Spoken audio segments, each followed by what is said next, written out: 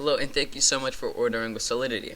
If you're viewing this video, you want to know how to set up Hive OS with your new mining rig, and in this video I'll be showing you how to. So first off, you want to go in a browser to the website the.hiveos.farm. Okay, now you want to click on register and type in the information that you want. So I'm just going to type in my information really quickly to create a new account with you. And I'm going to type in my password and click register. So once you've got all this information in, click register. Just have to move the exclamation mark, click the register button, and it should load. There you go. So it will go to your email, so I'm just going to quickly go to my email right now. And wait for the confirmation. Here's the confirmation. I'm going to paste the code 552483 and confirm that with Hive OS. You can also additionally add two-factor authentication. I'm not going to do it right now, but I would recommend it as an extra safety step.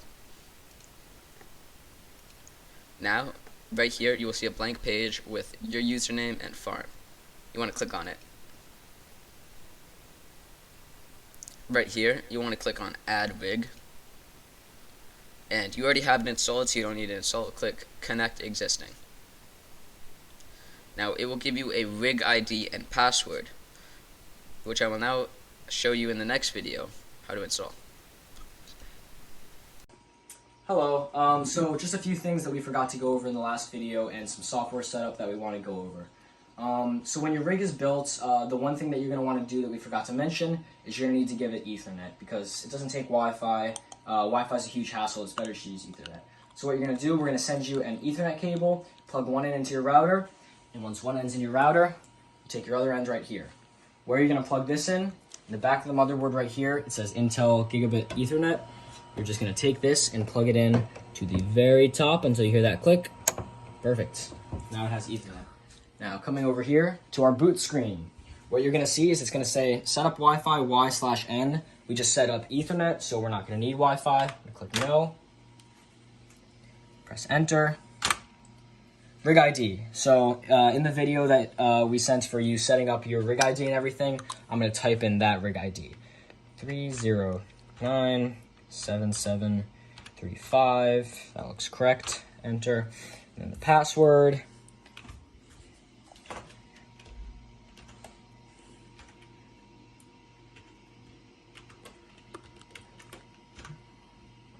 Okay. Alright, set rig password as system. We are going to click Y. Sending hello. Okay, and you'll see it says login okay, happy mining. So at this point, your rig is configured and it should be connected to your Binance account and you should be good to mine. So once you've clicked on Add New Rig, you will see right here rig number and then whatever the number is with your username and password. So make sure you keep that username and password page right there, or you can just click on this again and it should show you right here if it'll load. Yep, it'll show you what the rig ID and password is. I'm not going to reveal my password right now because that's for the next video, but there's a few important steps that you have to do beforehand.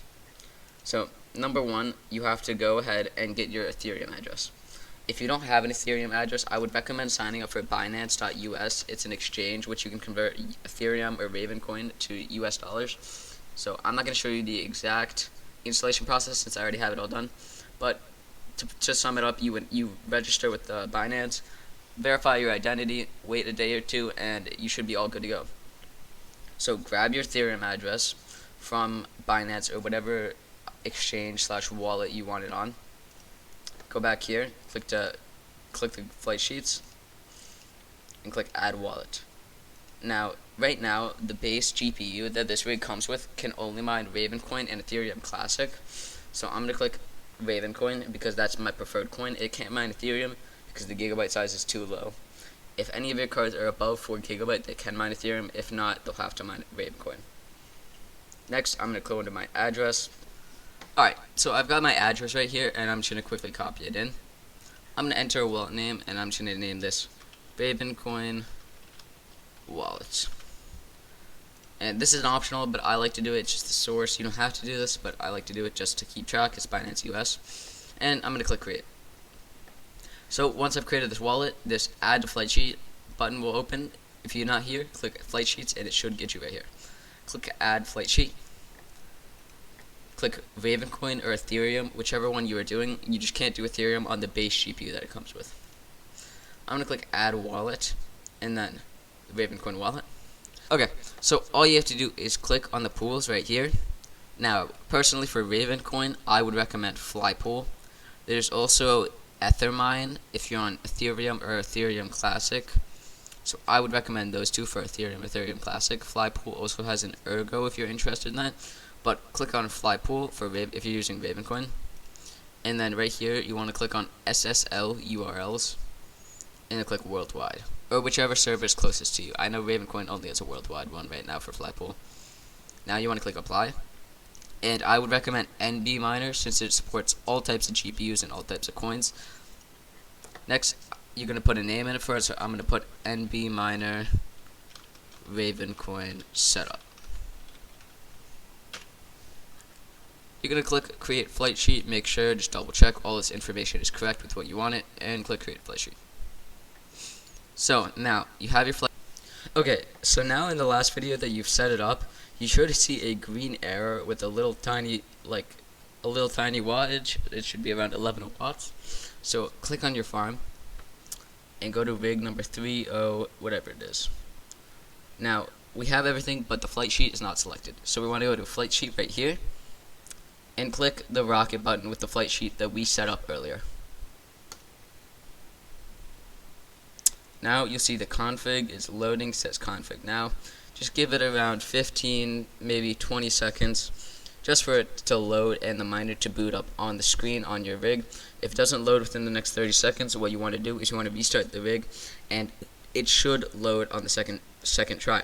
So now that we have the miner loaded up, I want to go to the overclocking settings. Now, overclocking is optional, but what I would recommend personally is overclocking your system, and there's a popular presets button. Now, HiveOS makes this really easy on you to find good overclocking settings for your rig.